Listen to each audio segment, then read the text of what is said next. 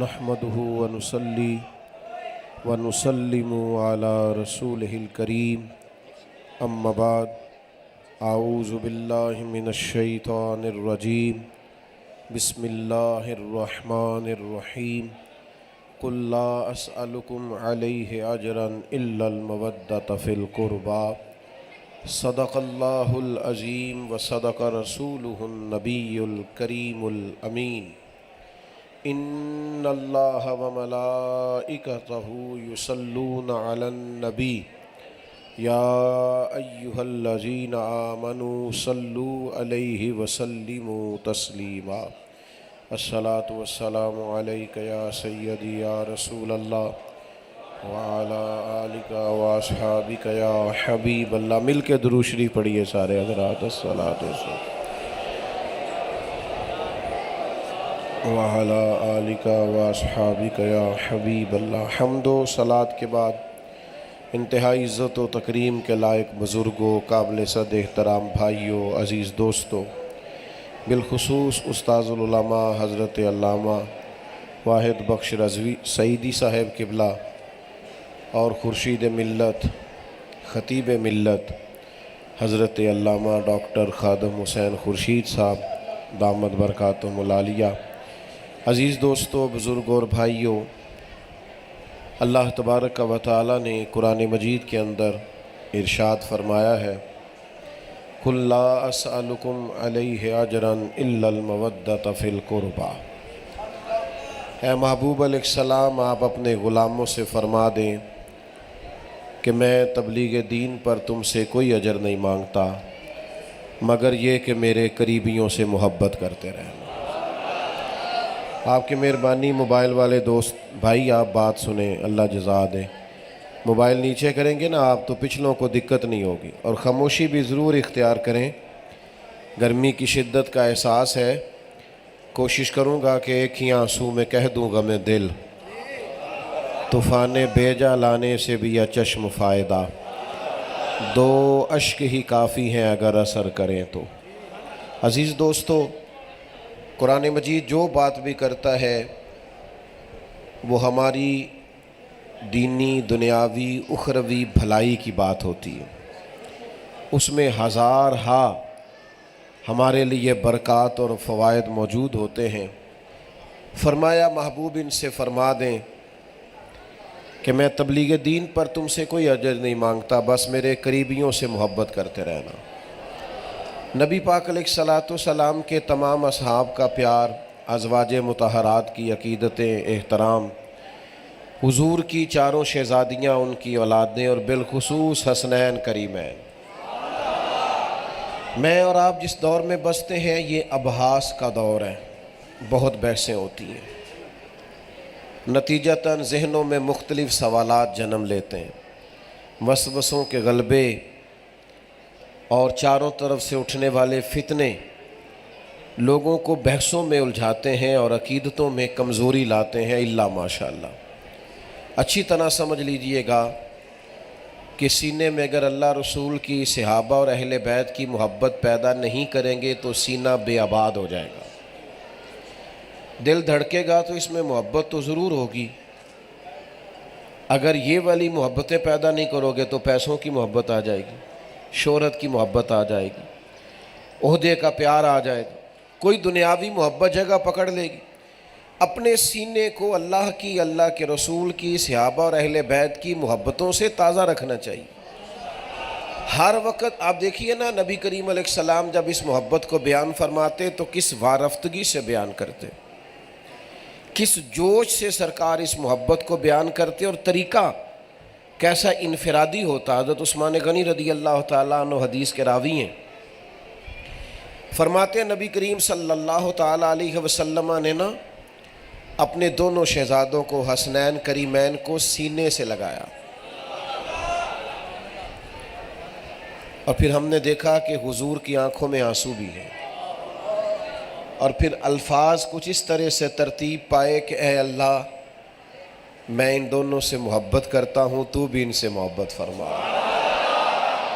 और इन जुमलों की आप ذرا حسن کو ملاحظہ کیجئے، کریم فرمانے لگے اے اللہ جو جو میرے حسنین سے محبت کرے تو ان سب سے بھی محبت فرما۔ یہ اس طرح محبوب نے آنسوؤں میں لپٹی ہوئی دعائیں ارشاد فرمائی ان لوگوں کے لیے جو حسنین سے پیار کریں۔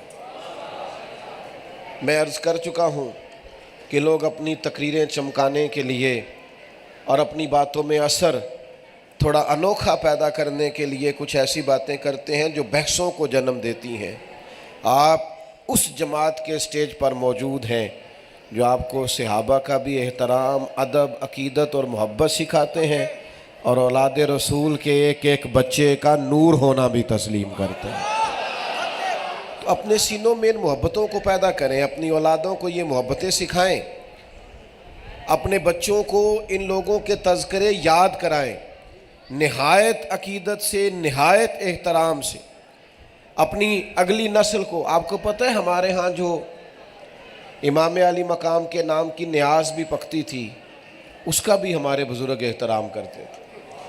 ہمارے دیہاتوں میں اگر کوئی چاول کے چند دانے زمین پہ گر جاتے کہ جو نیاز کے ہیں، لنگر کے ہیں، تو ہمارے بزرگ ٹھہر جاتے کہ چونکہ اس کی نسبت بڑی اونچی ہے۔ یہ کیا کرتی تھی یہ چیزیں؟ یہ دلوں کے اندر شوق پیدا کرتی۔ اب وہ کیفیات نہیں، وہ درد نہیں، وہ سوز نہیں۔ اعلیٰ حضرت بریلوی رحمۃ اللہ علیہ کے چھوٹے شہزادے حضور مفتی اعظم، آپ اپنی بیٹھک میں تشریف فرما تھے تو ایک صاحب آئے، وہ اصل میں وہ آپ کے ایک مرید سے جھگڑا کر رہے تھے۔ اس نے کہا میرے شیخ مفتی اعظم ہے، تو کہنے لگا تمہاری عادت ہے، امام ہوں تو امام اعظم، حضرت احمد رضا ہوں تو اعلیٰ حضرت، تم سب کو بڑا ہی کہتے ہو، میرے سوال کا جواب دیں گے تو پتہ چلے گا نا مفتی اعظم ہے۔ تو آ گیا، حضرت بیٹھک میں تشریف فرما تھے۔ اس نے آتے ہی سوال پوچھا، بیچارہ سادہ آدمی تھا، کیا اس نے سوال پوچھنا تھا؟ کہنے لگا حضرت بتائیے نبی کریم صلی اللہ تعالیٰ علیہ وسلم کی چاروں شہزادیوں کے نام کیا ہیں؟ تو جو دروازہ حضرت کا کھلتا تھا گھر میں، آپ اس دروازے سے اندر تشریف لے گئے۔ اس نے فوراً اعتراض کیا، تم کہتے تھے مفتی اعظم ہے، وہ کتاب دیکھنے چلے گئے، وہ نام پڑھنے چلے گئے، تم تو کہہ رہے تھے سب سے بڑے مفتی ہیں۔ تھوڑی دیر کے بعد حضرت تشریف لائے تو داڑھی مبارک سے پانی کے قطرے گر رہے تھے۔ فرمانے لگے وضو کرنے گیا تھا، محبوب کی شہزادیوں کے نام کبھی بغیر وضو زبان سے ادا ہی نہیں کیا۔ تیری نسل پاک میں ہے بچہ بچہ نور کا، تو ہے عین نور تیرا سب گھرانہ نور۔ یہ احترام لوگوں کو، اب سب آپ کو یہی بتائیں گے، فتویٰ یہی ہے کہ بغیر وضو ان لوگوں کے تذکرے کیے جا سکتے ہیں۔ یہ ہمارے مشائخ نے کیوں وضو کر کے کیے؟ وہ اپنی اگلی نسل کو، اپنے ارادت مندوں کو، شاگردوں کو احترام سکھانا چاہتے، ادب، محبت، عقیدت سکھانا چاہتے۔ تو ایک تو خوب اکرام کریں، دوسری بات یہ ہے کہ اہل بیت سے سیکھیں، تربیت لیں۔ حضور علیہ السلام نے فرمایا دو چیزیں تمہیں دے کے جا رہا ہوں، ایک اللہ کی کتاب، دوسرا اپنا خاندان۔ تھام کے رہو گے تو کبھی گمراہی تمہارے پاس نہیں آئے گی۔ اہل بیت سے سیکھیں۔ ہم پریشان لوگ ہیں، جو آدمی اپنے گھر کے اندر پریشان ہوتا ہے وہ جتنا مرضی بھی باصلاحیت ہو کوئی کام نہیں کر سکتا۔ جو آدمی اپنے گھر کے اندر ٹوٹ جاتا ہے، اپنے گھر کے اندرونی مسائل میں بکھر جاتا ہے، وہ جتنا مرضی ڈگریاں رکھتا ہو، جتنی مرضی اسناد رکھتا ہو، کچھ نہیں کر پاتا۔ لوگ جب ذہنی طور پر، میں نے بہت سارے ایسے نوجوانوں کو دیکھا ہے جو باصلاحیت ہیں اور سلیقہ بھی رکھتے ہیں کام کرنے کا، پورا پورا ضلع، پورا پورا علاقہ سنبھالنے کی صلاحیت رکھتے ہیں، لیکن بیچارے اپنی بیوی اور اپنی والدہ کی لڑائی سے ہی باہر نہیں آ پاتے، اپنے گھر کے ماحول میں اتنے الجھ جاتے ہیں۔ جانے کس عمر میں جائے گی یہ عادت میری، روٹھنا اس سے تو اوروں سے الجھتے پھرنا۔ وہ لوگ مختلف قسم کی آزمائشوں کا شکار ہو جاتے ہیں۔ میں ایک بزرگوں کو پڑھ رہا تھا تو انہوں نے اساتذہ کے لیے نصیحتیں لکھی تھی، تو ایک نصیحت یہ لکھی تھی کہ اگر آپ گھر میں ناراض ہو کے آئیں تو کلاس میں نہ بیٹھیں جب تک آپ کا موڈ پوری طرح فریش، ایسا نہ ہو غصہ کسی کا ہو نکل کسی اور پہ جائے۔ تو آپ اس طرح کلاس میں نہ آئیں، آپ تھوڑا سا اپنے ذہن کو فریش کریں اور خوش ہوں تو پھر آپ کلاس میں آئیں۔ حضرت مسکرا رہے، تو جو بات عرض کر رہا ہوں اس پر غور کریں۔ گھر کے اندر اگر انسان مسائل کا شکار ہو، وہ ٹوٹ جاتا ہے، کچھ بھی نہیں کر پاتا۔ سب سے زیادہ بہترین شخص وہ ہوتا ہے جو اپنا گھر تعمیر کرنے میں کامیاب ہو جائے، اپنے بچوں کی شخصیت بنانے میں کامیاب ہو جائے، اپنے گھر کا ماحول درست کرنے میں کامیاب ہو جائے۔ آئے نہ حضور سے سیکھیں، آئے نہ اہل بیت اطہار سے سیکھیں، نبی پاک کے کاشانہ نور سے سیکھیں۔ سب سے پہلی بات یہ ہے کہ اللہ کے رسول نے بڑا وقت دیا ہے اپنے گھر والوں کو۔ حضور پیار کرتے، محبت کرتے، مصروف ترین وقت ہے نبی کریم کا۔ بخاری میں موجود ہے، سرکار کی سب سے بڑی نواسی حضرت امامہ بنت زینب رضی اللہ تعالیٰ عنہ، حضور نماز پڑھنے کے لیے تشریف لاتے تو نواسی کو گود میں اٹھایا ہوتا تھا، بچوں کو وقت دیتے۔ ساتھ گھر تھا امام حسن اور حسین کا، لیکن اس کے باوجود فرمایا فاطمہ میرا دل کرتا ہے رات بھی آپ کے گھر آ کے قیام کروں، یا رسول اللہ تشریف لائیے۔ تو سرکار ان کے گھر تشریف لے گئے سیدہ پاک کے، ایک طرف امام حسن کو سلایا، ایک طرف امام حسین کو سلایا، اور پھر پیالے میں دودھ پڑا تھا، شہزادے نے دودھ مانگا، سیدہ پاک اٹھ کے دودھ دینے لگی تو کریم فرمانے لگے فاطمہ آپ لیٹ جائیے، سوئے میرے ساتھ ہیں، دودھ بھی میں ہی پلاؤں گا۔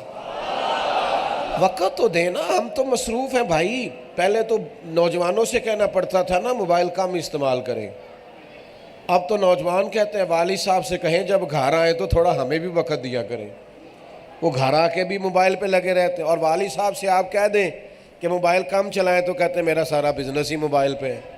وہ اللہ کے بندے تھوڑا باہر آئیں، زندگی باہر ہے۔ آپ رشتوں کی حساسیت کو سمجھیں، آپ اپنے بچوں کے سوالات کو سمجھیں، آپ دیکھیں وہ آپ سے کیا پوچھنا چاہتے ہیں، ان کا ذہن کہاں الجھ گیا۔ اس وقت ہوش آئے گی جب کسی رافضی یا خارجی کے ہتھے چڑھ جائیں گے، جب ان کو کوئی گمراہ کر دے گا۔ آپ بچوں کو وقت دیں، ٹائم دیں، آپ کے پاس جو وقت بچ جائے وہ اپنے گھر میں گزاریں تاکہ اولاد آپ کے ساتھ وابستہ ہو۔ جزاک اللہ۔ دوسری بات، حضور کی سیرت سے یہ سیکھیے، سرکار نے صرف وسائل نہیں جمع کیے۔ ترمذی شریف میں موجود ہے، نبی کریم نے دعا مانگی، اے اللہ ایک وقت روٹی دینا اور ایک وقت فاقہ دینا۔ یہ دعا مانگی نبی پاک۔ بچوں کو سادہ طرز زندگی سکھائیں، یا جو ہم نے مزاج بنا لیا نا کہ جناب وہ میرا بچہ ضد کر رہا تھا تو لہذا میں نے بچے کی ہر خواہش ہی پوری کر دی۔ آپ نے زیادتی کیا بچے کے ساتھ، آپ نے صبر کرنا نہیں سکھایا اسے، آپ نے اسے یہ نہیں سکھایا کہ بیٹا کچھ چیزیں نہیں بھی ملا کرتی۔ حوصلہ کرنا اور مطمئن رہنا اور تھوڑا سا اللہ کے فیصلوں پہ راضی رہنا، یہ بھی کس نے سکھانا تھا؟ ہم ہی نے سکھانا تھا۔ نبی پاک علیہ الصلوۃ والسلام نے اپنی اولاد کو صبر سکھایا۔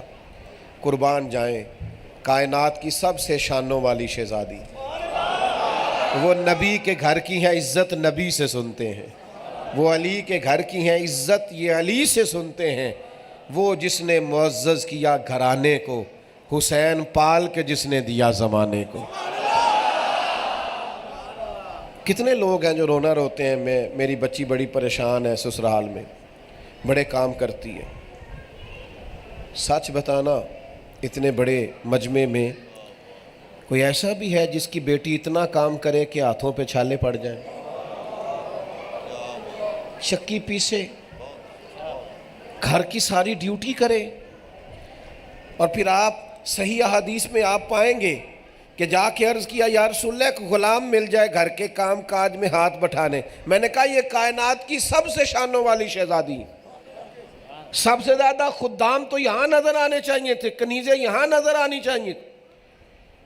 خادم مل جائے گھر کے کام کاج کے لیے تو محبوب نے فرمایا 33 بار سبحان اللہ کہا کریں، 33 بار الحمدللہ کہا کریں، 34 بار اللہ اکبر کہا کریں۔ جب بھی تسبیح ختم ہوگی اللہ غلام آزاد کرنے کا ثواب عطا فرمائے۔ لیکن کام گویا آپ نے خود ہی کرنے، ڈیوٹیاں آپ نے خود کرنی۔ کیوں نہیں سکھاتے بچوں کو محنت کرنا؟ کیوں نہیں سکھاتے ان کو عملی زندگی میں کردار ادا کرنا؟ اب تو برگر فیملی ہے، بچے چھپکلی دیکھ کر چیخے مارے تو امیر ہونے کی علامت۔ تو جس کو چھپکلی سے ڈر آ رہا ہے وہ کل جہاد کرے گا؟ جو کاکروچ دیکھ کر چیخے مار رہے ہیں وہ میدانوں میں کھڑے ہوں گے؟ وہ ڈٹیں گے مذہب کے لیے، عقیدے کے لیے، نظریے کے لیے؟ آپ نے تو انہیں بزدل بنا دیا۔ اللہ کے محبوب علیہ الصلوۃ والسلام نے محنت کرنا، مشقت کرنا، صبر کرنا سکھایا، اور پھر حضور نے بہادری سکھائی اپنی اولاد کو، دلیری سکھائیں۔ بچے باہر لڑائی ہو رہی ہے، دروازہ اندر سے بند کر لو۔ او خدا کے بندے، اسے بزدلی سکھا رہا ہے تو؟ اسے جینا سکھا۔ بزدل بھی کبھی جیتے ہیں؟ وہ تو ایک سانس جیتے ہیں، ایک سانس مرتے ہیں۔ یہ اگر اس کا سینہ چوڑا ہوگا، کشادہ ہوگا تو اسے جینا آئے گا۔ لیکن ہم وہ لاڈ پیار کے نام پر اور شہزادگی کے نام پر اور صاحبزادگی کے نام پر جو حشر کر رہے ہیں ان بچوں کا، یہ بیچارے کمزوروں جیسی زندگی گزارتے ہیں۔ حضور کی اولاد پاک کا طریقہ کیا ہے؟ سب سے زیادہ خطرہ تھا جب حضرت عثمان غنی کا گھر بلوانیوں نے گھیر لیا تھا، تو دروازے پر سب سے زیادہ خطرہ تھا۔ مولا علی شیر خدا نے دونوں تلواریں دے کر اپنے دونوں شہزادوں کو، ہاں امام حسن اور حسین کو دروازے پہ کھڑا کیا، فرمایا بیٹا کوئی تمہارے خالو کے قریب نہ جانا پائے۔ آپ ان کو جینا سکھائیں، میدان میں رہنا سکھائیں، بچوں پر وقت پر بوجھ ڈالیں۔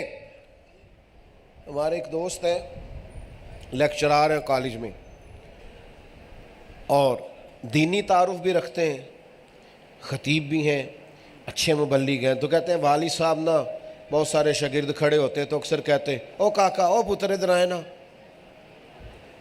تو میں نے ایک دن والدہ سے شکایت کی کہ میری کوئی غلطی ہے تو مجھے بتائیں، یہ ہوئے کر کے بلانا اور جب مرضی ڈانٹ پیٹ دینا، یہ بات سمجھ میں نہیں آتی۔ تو کہتے ہیں میں اماں والد صاحب کی طبیعت کچھ سخت تھی تو اماں نے کہا کو موقع دے کے بات کروں گی۔ وقت گزر گیا، پھر میں نے کہا ایک دن میں نے کہا آپ نے آج ضرور بات کرنی۔ تو والد صاحب آئے، میں ساتھ والے کمرے میں سن رہا تھا، تو میری والدہ صاحبہ کہنے لگی پتر چ کوئی غلطی ہے تو دسو، وہ شاگرد کھڑے ہوندے نے تسی ترا دیندے ہو۔ تو فرمان لگے تیرا کی خیال ہے؟ مینوں نہیں پتا۔ میں نے کہا کیا مطلب؟ کہنے لگے وہ سارے ہی اس کے جی جی کرنے والے ہیں، کوئی ایک آدھ کرنے والا ہو تو بندہ ذرا ٹھیک رہتا ہے۔ میں چاہتا ہوں ذرا پکا ہو جائے، میرے پتر کو نظر نہ لگ جائے۔ او بھائی آپ تھوڑا سا نا اپنے بچوں کے اندر یہ پختگی لائیں، ذہن سازی کریں، انہیں جینا سکھائیں، شعور دیں۔ پھر ایک منٹ میں لوگ بلیک میل کر لیتے ہیں۔ آپ یقین کریں کہ ہمارے دور میں تو لوگ چند سیکنڈ بھی نہیں لیتے اور فٹافٹ مان جاتے ہیں۔ حق کے لیے کھڑا ہونا، ڈٹ جانا اور نظریاتی پختگی کا اظہار کرنا مزاج ہی نہیں ہے۔ ذرا بھی لوگ وقت نہیں لیتے، بلیک میلنگ ایک منٹ سے پہلے قبول کرتے ہیں۔ بعض لوگوں کے بارے میں کئی دفعہ تصور ہوتا ہے کہ یہ آدمی اتنی جلدی تسلیم نہیں کرے گا۔ وہ ایک پاکستان کے بہت بڑے سیاستدان کی میں کتاب پڑھ رہا تھا، تو وہ کہنے لگا کہ فلاں صاحب نے ہم سے کہا کہ مجھے کچھ لوگ خریدنے ہیں، معاذ اللہ استغفر اللہ۔ تو کہتے ہیں وہ بات چلی تو وہ کہنے لگا یار میرا تو خیال تھا ریٹ بہت زیادہ ہوگا، یہ تو ظالم بڑے سستے بک گئے ہیں۔ ریٹ ہی کوئی نہیں، بالکل حال ہی کوئی نہیں۔ اتنی جلدی کمزوریاں مزاجوں میں، اتنی جلدی آپ تھوڑا سا اپنے اندر استقامت لائیں۔ بہت سارے لوگ باصلاحیت ہوتے ہیں لیکن چونکہ استقامت نہیں ہوتی۔ میں نے جی بڑے کام شروع کیے ہیں، میں کامیاب نہیں ہوا، تو میں کہتا ہوں آپ بڑے نہ کریں، کوئی ایک ہی کریں تو ذرا صحیح کر کے کریں، ٹھیک کریں، ذرا مضبوط کر کے کریں، اس میں مضبوطی ہو جائے گی۔ وہ ہمارے یہ علماء مشائخ جانتے ہیں حاجی ابو داؤد محمد صادق صاحب رحمۃ اللہ علیہ، تو ان کو شہر میں بہت سارے لوگ حاجی صاحب کہتے تھے۔ تو ایک دن ایک صاحب کہنے لگے، میں وہاں حاضر تھا، ایک بزرگ سے پوچھنے لگے کہ ان کو حاجی صاحب کیوں کہتے ہیں؟ کئی لوگوں نے کئی حج کیے ہوئے، ان کو نہیں لوگ کہتے تھے، ان کو حاجی کیوں کہتے ہیں؟ وہ کہنے لگے نہ ایک کیتا ہے، ذرا صحیح کر کے کیتا ہے، اچھا کر کے کیا، آداب کے ساتھ کیا ہے، اور نمبر بنانے کے لیے نہیں کیا کہ میں نے اتنے حج کر، ایک کیا ہے پر ذرا صحیح کر کے کیا ہے۔ تو اس لیے سارے لوگوں کی زبان پر حاجی ہو گیا ہے۔ عرض جو کرنا چاہتا ہوں تھوڑا سا نا استقامت، کوئی ایک کام کریں صحیح کر کے کریں۔ آپ کا معیار ہی نہیں ہے کب وہ حضرت سری سکتی رحمۃ اللہ علیہ ایک درخت کے نیچے لیٹے ہوئے تھے تو دل میں خیال آیا کہ میں درخت سے ہی کہہ دوں مجھے کوئی نصیحت کر دے، بڑے دن ہو گئے کسی نے نصیحت نہیں کی، اے اللہ اسے زبان دے۔ تو وہ زبان حال سے بولا، سمجھ لیں ان کو خود ہی سمجھ آنے لگی کہ گویا اس طرح کہہ رہا ہے۔ وہ کہنے لگا میری طرح کے بن جائیں۔ درخت کہنے لگا میں خود دھوپ میں جلتا ہوں، دوسروں کو چھاؤں دیتا ہوں، لوگ روڑے مارتے ہیں میں انہیں پھل دیتا ہوں۔ تو حضرت کہتے ہیں پھر میرے دل میں خود ہی خیال اٹھا کہ تو اتنا ہی اچھا ہے تو تیرا انجام کیوں ٹھیک نہیں ہوتا، آخر میں جلا ہی دیا جاتا ہے۔ تو کہنے لگا شیخ، یہ زبان حال سے باتیں ہو رہی ہیں، کہنے لگا شیخ میرے اندر ایک کمزوری بھی ہے، جدھر کی ہوا ہوتی ہے میں بھی ادھر کا ہی ہو جاتا ہوں، وہ کمزوری میری ٹھیک ہے، مجھے ٹھہرنا نہیں آتا، کھڑے نہیں ہونا۔ بھائی ذرا ٹھہریں، استقامت اختیار کریں۔ میں نے آپ سے وعدہ کیا تھا میں نے زیادہ باتیں نہیں کرنی، آپ پریشان نہ ہو، میں سمیٹنے لگا ہوں بات کو۔ میرے عزیز، استقامت جتنی چیزیں انسان کو کمزور کر سکتی ہیں، خود نبی کریم علیہ السلام نے فرمایا اولاد آدمی کو بزدل کر دیتی ہے، کمزور کر دیتی ہے۔ جتنی چیزیں کمزور کر سکتی ہیں وہ ساری میدان کربلا میں موجود تھی، ساری۔ پردیس بھی تھا، شالا پردیسی کوئی نہ تھی وے، بھوک بھی تھی، پیاس بھی تھی، بچوں کا ساتھ بھی تھا، لیکن امام حسین کھڑے رہے، امت کو یہ بتا گئے کہ جب آپ مشن پہ ہوتے ہیں پھر اللہ تبارک و تعالیٰ آپ کو انشراح صدر عطا کرتا ہے، پھر آپ کا سینہ کشادہ کر دیا جاتا ہے۔ جب آپ با مقصد ڈیوٹی کر رہے ہوتے ہیں پھر انقلاب آ جاتا ہے۔ میرے عزیز تھوڑا کھڑا ہونا سیکھیں۔ اور پھر یہ جو ایک ہمارا اور مزاج بن گیا نا، سیاستدان جو مرضی کرتے پھریں۔ وہ ایک صاحب ایک دفعہ کہنے لگے کہ علماء کو سیاست نہیں کرنی چاہیے، سیاسی باتیں جمعوں میں نہیں ہونی چاہیے۔ تو میں نے کہا آپ سیاستدانوں کو بھی منع کر دیں آج کے بعد وہ دین کی کوئی بات نہ کریں۔ وہ کہنے لگے دین سب کا سانجھا ہے۔ تو میں نے کہا پاکستان بھی سب کا سانجھا ہے، اس کی کسی نے الگ سے رجسٹری نہیں کرائی، ہاں الگ سے رجسٹری نہیں کرائی۔ تو سیاست تدبیر کا نام ہے، ہم اس ملک کے شہری ہیں، پورا حق رکھتے ہیں، اپنی رائے رکھتے ہیں، سمجھ رکھتے ہیں۔ وہ الگ بات ہے کہ کوئی عملی سیاست میں آتا ہے کوئی نہیں آتا۔ تو یاد رکھیے گا کہ یہ جو بالکل آزاد ہو جانا اور حکمرانوں کو کوئی تنبیہ نہ کرنا، کوئی بات نہ کرنا، یہ بھی بہرحال نہ کوئی طریقت ہے، نہ کوئی تصوف ہے اور نہ کوئی دین ہے۔ امام علی مقام رضی اللہ تعالیٰ عنہ نے ہمیں بتایا ہے کہ جب تک امور سلطنت ٹھیک نہیں ہوتے تب تک باقی معاملات بھی درست نہیں ہوتے۔ لہذا اگر حکومتیں کوئی بات غلط کریں گی تو حکم ہے مسلمانوں کو کہ وہ ڈٹ کر اس پر تنقید کریں، اظہار کریں، رائے دیں، کمزور نہ پڑا کریں اور حق پرست بنیں، گروہ پرست نہ بنیں۔ ایک پارٹی کے ہو گئے اور دروازے کے سامنے دفتر بھی کھول لیا اور اپنوں سے لڑائی بھی لے لی، اور جس کے لیے لڑ رہے تھے وہ جیت کے پتہ نہیں کس پارٹی میں چلا جائے گا۔ اس طرح نہ ہو، اپنے مزاج میں کچھ اصول بنائیں، کچھ قاعدے ضابطے بنائیں۔ آخری بات، اپنی بات کو سمیٹنے لگا ہوں۔ 9-10 محرم کی درمیانی رات تھی، عمر بن سعد نے امام علی مقام رضی اللہ تعالیٰ عنہ کی خدمت میں عرض کیا کہ دو ہی باتیں ہیں، یا جنگ ہوگی یا بیعت ہوگی، بتائیے آپ کیا چاہتے ہیں؟ تو امام فرمانے لگے صبح بتاؤں گا۔ وہ چلا گیا۔ حضرت عباس رضی اللہ تعالیٰ عنہ امام حسین کی خدمت میں حاضر ہوئے اور عرض گزار ہوئے کہ بھائی جان آپ نے جو فیصلہ صبح کرنا ہے مجھے ابھی پتہ ہے۔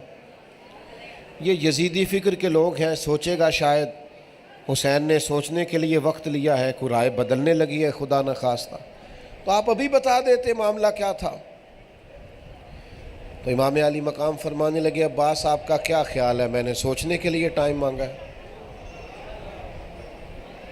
کہا بھائی جان بتائیے۔ تو فرمایا میں نے تو اس لیے رات مانگی ہے کہ عباس تجھے پتہ ہے مجھے سجدوں سے بڑا پیار ہے، سجدوں سے بڑی محبت۔ ایک رات رہ گئی ہے، میرا جی کرتا ہے میں رج رج کے اپنے رب کو سجدے کروں۔ حضور کی اولاد کو بڑا ہی پیار ہے سجدوں سے، بڑا پیار ہے عبادتوں سے.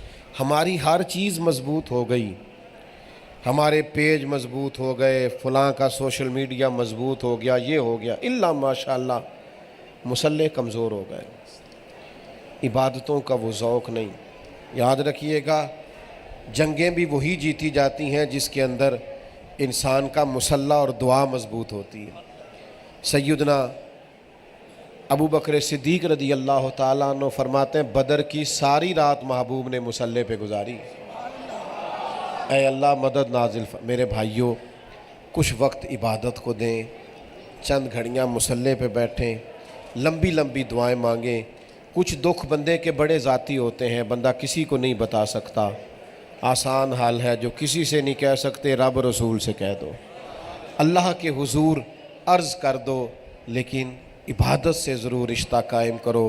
اللہ کے حضور دعا ہے جو میں اس مختصر وقت میں عرض کر سکا ہوں, اللہ قبول فرمائے. بات کرتے کہیں بھول گیا ہوں تو اللہ درگزر فرمائے. آخر دعوانا الحمدللہ. حضرت دعا